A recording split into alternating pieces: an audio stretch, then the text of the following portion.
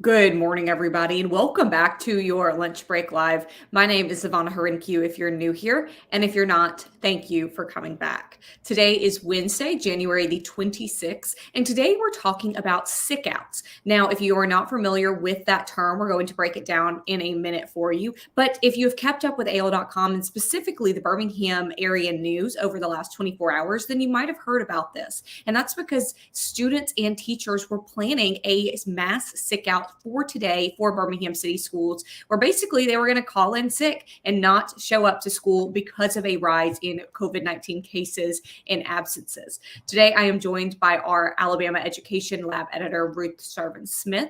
We will leave again the link in the comments here to the Ed Lab, to all of the work that they are doing and to all of their reporting. But Ruth, this is something that affects a lot of people because it affects not only the teachers who don't show up and the students who don't show up, but it actually affects the people who do show up because they might not have a teacher. It affects the people who are working in all areas of the district. So tell us a little bit about what this mass sick out is and exactly what the thinking was in kind of planning this. Sure. So it's not a strike. It's not like nobody showed up to work today, but the Birmingham AFT, which represents a number of teachers and school staff in the Birmingham City Schools District, was calling for a mass sick out today, which is when a lot of teachers and staff would just call in sick, say that they're not going to show up to work, that they don't feel comfortable showing up to work. And then they don't show up. So what we have been, there were rumors of that happening Monday. The district did end up going virtual for 2 days, Monday and Tuesday. And then there were rumors again last night of this happening today. The district is in person. There are at least some staff in the building, but we are also hearing that some staff did choose to call in sick. And we are working to get the numbers and the amount of classrooms affected. Now, you mentioned something that I think is bears some clarification, and that is saying that this is not a strike. So tell us what exactly the difference in something like a mass sick out and a strike is. Sure. So we just call it a sick out because it's a kind of a specific thing of using your sick days all at once and trying to get a group of people to do that. Alabama has, we call them teachers unions sometimes just because it's easier. But the Alabama Education Association and the Alabama AFT, which is this local chapter, represents this local chapter, don't necessarily have all the same powers as teachers unions in other states. In order to call a strike, they would have to jump through a lot of other hoops. I actually am not an expert in union law, and I'm not sure that they even could have done so in this case. Somebody might jump in the comments to correct me, but it's something that we are still, learning about. Well, and it sounds like this is essentially, you mentioned using sick days. This is kind of a group of people saying that we're all going to use our sick days at the same time. So these are legal sick days. We know a lot of us work for companies. We know you and I, Ruth, both work for a company that provides paid time off. We often call it PTO or paid sick days. Some companies have sick days separate than their PTO. Some kind of lump them all together. But it sounds like this is a bunch of teachers and other school workers who say, let's use these on the same day. And essentially to make a statement, even for those who are maybe not sick, they're making a statement that they believe what the district is doing right now is not sustainable and is not going to benefit either themselves or the kids for the rest of the school year. So one thing I want to add as well, we're not just talking about teachers. We talk about the child nutrition workers who work to make sure all of these kids get their meals. And we know many Birmingham City school kids rely on those free meals that are provided by the school. You also look at the custodians in the school to make sure everything is clean and kind of prevent people from getting sick. So this is a wide-reaching problem, right? This is not just teachers saying that they didn't want to go to work today. Yeah, absolutely. And I did just fact check myself. Sorry, I'm a writer, not a public speaker. The Alabama Education Association does not have the power to call for strikes. So, but yes, the point is good. The president of the local AFT did say that he's not just talking about teachers. He's talking about custodians.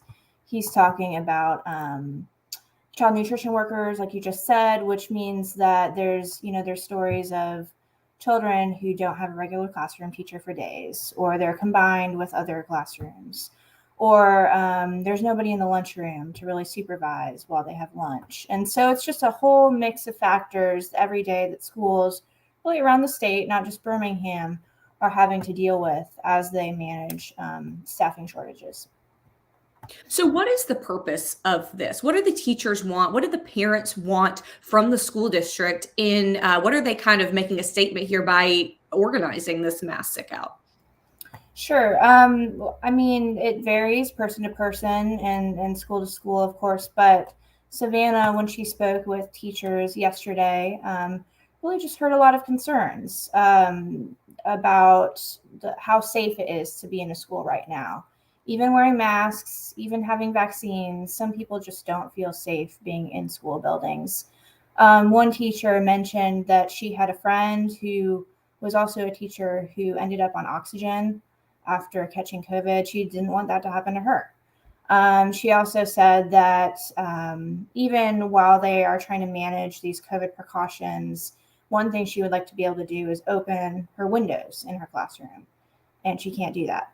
And so there's just all these variety of accommodations that people would like to see that they are not currently seeing.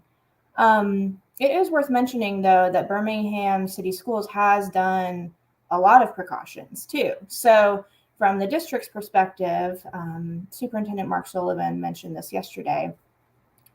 They've offered bonuses to employees. They've added sick days for people who do get sick.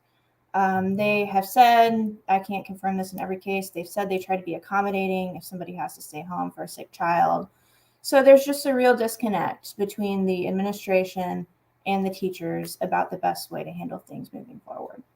And we know this is a national conversation. This is not just Birmingham. We have seen teachers across the country saying that they do not agree with teaching in person. They don't think it's benefiting, again, them or their students. Then you have people on the opposite side of the spectrum that say that our kids need to be in school. They need to benefit from in-person education. So there's a line somewhere in the middle, Ruth. And I guess my question to you is, what is that happy medium that we're looking for?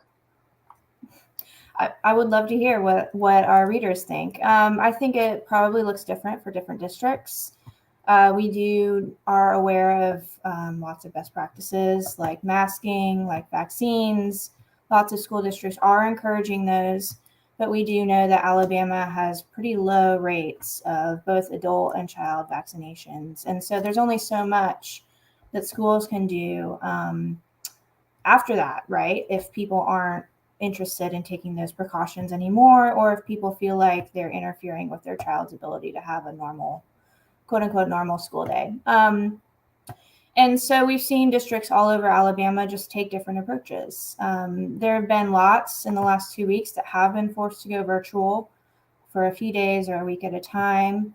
Most are really just pushing for those to be limited until they can get teachers through quarantine and back in the building. But there is a level, I think, of that this might still be normal for a little while, to have some back and forth of in-person and virtual, and that everyone is trying really just to get through the virtual piece until they can get everyone, including disabled students, including students with medical needs, including high-risk teachers, back in the building safely. And that really does vary across different localities. That's a good point. There's not necessarily a one-size-fits-all solution, as much as maybe we would all like that. It doesn't seem that that's possible. Now, I want to throw out a couple stats here and then answer some questions. So some reporting from the Education Lab showed that last week, Birmingham City Schools reported 409 cases. That was on January 20th. That's about 2% of staff and students with a positive COVID-19 case. They also have said in the schools, and Birmingham City Schools specifically is what we're talking about, that they have noticed large absences. I believe some teachers told you that in a class of over 20 kids, they only had maybe 5 show up due to just quarantining, sickness, and other factors regarding COVID-19. So that is a big loss right there. That is a lot of kids not showing up. And you hear that from one teacher, you have to assume that many teachers are facing similar battles in their classrooms. Now, we also know again that Monday and Tuesday, Birmingham City schools were virtual due to that rise in COVID cases. So I had a question of saying, what exactly does a mass sick out mean? So I want to just repeat that. And this mass sick out was something that the teachers and students, or parents of students in a lot of cases, of Birmingham City schools were saying they were going to conduct. Basically, we're going to call in sick. We're not going to come to work. We're going to use sick days because we want to show the district, the leadership in the district, that we do not agree with how they're handling this. And again, Ruth, can you just tell us a little bit about what they specifically don't agree with or what they're specifically fighting against? Sure. So the specific request from the Birmingham AFT last night was to send everyone home for 10 days, essentially a quarantine period, so that anybody currently sick or infected or exposed can get through 10 days of being at home and being isolated. They're also requesting additional PPE and testing, which the school district is trying to coordinate. And then, there's also just seems to be a need for just more communication about how to approach classrooms, how to approach staffing when people do have to stay home. So they were approaching this in a pretty limited fashion. But the sick out, the idea of everybody calling in sick, was simply a way to kind of address some of the short-term concerns. Now, getting questions about the entire state and the way the state is reacting to this. So, Ruth, I know specifically this sick out we're talking about is with Birmingham City schools. So, what are we seeing across the whole state? Is this a trend that other schools in Alabama and other teachers in Alabama are supporting? Or is this something that's kind of limited to the Birmingham area, the Birmingham metro? I am not aware of a trend across the whole state right now. Of course, we are reporting on this today. And so if we do see more districts, let's say they're thinking about this type of action, or either statewide or local teachers associations saying they're thinking about this type of action, we'll definitely report on that. But for now, this is limited to Birmingham City schools. There are, though, of course, there's been a lot of changes in the last 2 weeks about what schools are doing to address COVID. We know that about 1 in 3 students have ended up being virtual at some point in January, not because they were quarantined, but because their school sent them home to do remote learning. So lots of people have been having to make accommodations. We're just not aware right now of other schools thinking about going to remote specifically due to union pressure. But that's not out of the realm of possibility, right? Other schools might continue with this kind of, again, national trend we've been seeing of teachers saying, look, we got to stand up and take a stand for what we believe in, and doing that same thing. So wouldn't necessarily be surprising. We just haven't heard of it as of 11 o'clock this morning. Correct.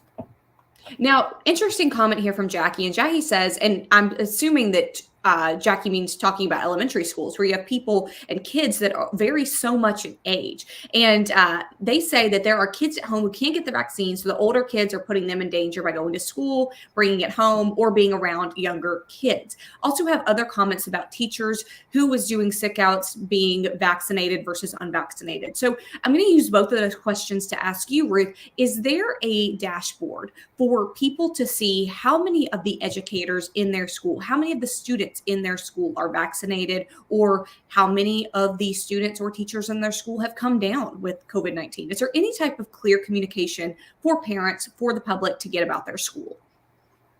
It depends. As education journalists, we have certainly been advocating for more data from districts and from the state throughout the pandemic so that people can see that type of information. But it really depends on your district about what is publicly available. The other thing to mention is that Alabama does not allow schools to require vaccines of teachers or students. So really, there's no requirement for anybody to disclose that information for enrollment purposes. So it's hard for journalists to get that information too. For Birmingham, the district does have a dashboard of COVID cases that they update each week. The most recent information is that about 460 students were positive and about 150 staff were positive. So they do make an effort to update that and communicate that information.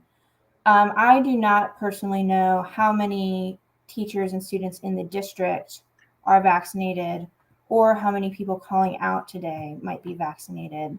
We do know that I think back in August, the district did conduct a survey and asked people to voluntarily share that information, and found out that out of 20,000 or so students and additional staff, 40% were vaccinated or planning to get vaccinated, and about 60% were not vaccinated or not planning to get vaccinated.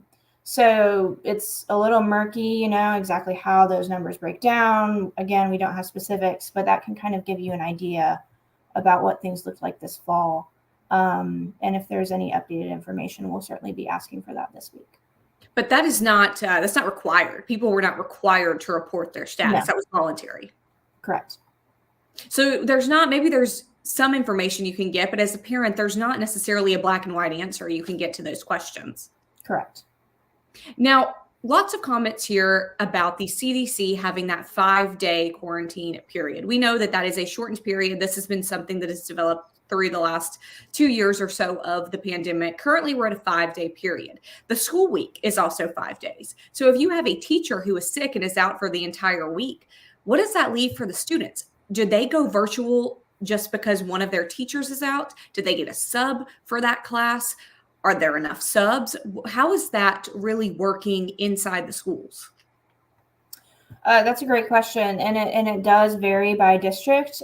Different districts have said they plan to handle it differently. So, for example, Jefferson County says it's planning to take things very much school by school and even classroom by classroom. So if a teacher is out and the district can't find a sub, that classroom might be sent home for the duration of that period. Other districts, just because staffing is so hard to manage, are sending a whole school or a whole district home for 5 or 10 days. It really does seem to be dependent on what the principals and the superintendents are seeing on their own internal numbers. A lot of them get an email every day about the number of staff that are expected to be out that day. And so they look at that and they're kind of thinking, okay, I have 5% of my staff out for the next 3 days. Can I send everybody home for 3 days and then come back in person on the 4th day? Others might have a different situation. But, because not everybody's getting sick on the same day, it's not as black and white as sending everyone home for 10 days at a certain tipping point. I'm sorry. I'm like, this is a run-on sentence, but really it depends. But what we have heard from superintendents is that the shortening quarantine period has helped them be able to call people back more quickly when they are trying to manage those staffing shortages. Of course, then people on the other end say that, well, you might be calling people back who are still sick and still infectious.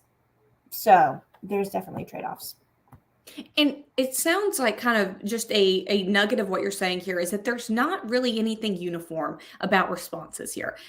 Across the state, there's nothing uniform about responses, or even in some cases in districts, schools seem to have kind of dealing with this but on a case-by-case basis, which is understandably frustrating to both employees of that school and district, to parents who are having to make these accommodations for their kids, never knowing if their kid's going to be headed to school that morning or getting to the kitchen table and doing school there. So not a lot of uniformity here. So my next question is, how is State Superintendent Dr. Mackey handling this? What is he saying about this when asked, look, why don't we have a clear policy? Well, they have said that they're concerned. They have certainly encouraged vaccinations for everybody 5 and up who's eligible. But there's not a clear answer right now from the state Governor Ivey signed a law a year ago that says schools can't require vaccinations. I'm not saying that would fix this situation, but there's been an interest in keeping these decisions at the local level and removing any potential barriers, so to speak, that might add mitigation measures at a state level. So really, it seems like they are just encouraging superintendents to make decisions that they think make the most sense for their communities. And everybody is hoping that the Omicron wave will go down soon. Question here, and this is a good question. Is it required for kids who test positive for COVID-19 to report that to their school? Yes. So that is required. Is that required even if this child does an at-home test? They don't do a test that automatically gets reported to the state. Are they supposed to take it in their own hands, or their parents to call the school and tell them? Yes. It gets a little murky though, because we're pretty sure that not everyone is doing that. And so that's where you start to see some questions, like in this Birmingham case situation today, where people think that those 500 or so cases don't reflect the actual number of people who are either testing positive or might be positive but not getting a test.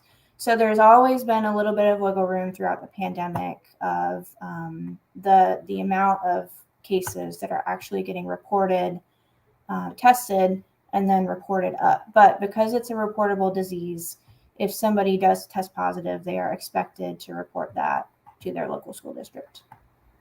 There are so many facets to this conversation, and I know we could go on forever, Ruth, but I will just end this by asking you, when will we know about Birmingham? When will you be able to tell us if this mass sick out at Birmingham City Schools actually happened?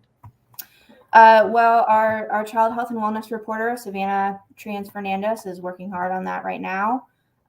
We will have a story later today. Basically, what we're asking is how many teachers actually did stay home. We're asking the union if they are expecting to extend this type of action across multiple days. Of course, parents want to know that. And then we will just continue to see, too, how Birmingham and other districts around the state address these concerns and address these mitigation measures. So we'll have something today, and then we'll definitely continue reporting on these broader trends around the state. Ruth, this is such a loaded conversation. So if you have more questions that you want us to bring Ruth back, talk about, and kind of break down, please leave them in the comments below. And again, we will leave a link to the Education Lab and to all of their reporting on schools across Alabama. Ruth, thank you so much for your time. Everybody watching, thank you so much for tuning in. Stay safe, and we'll see you tomorrow.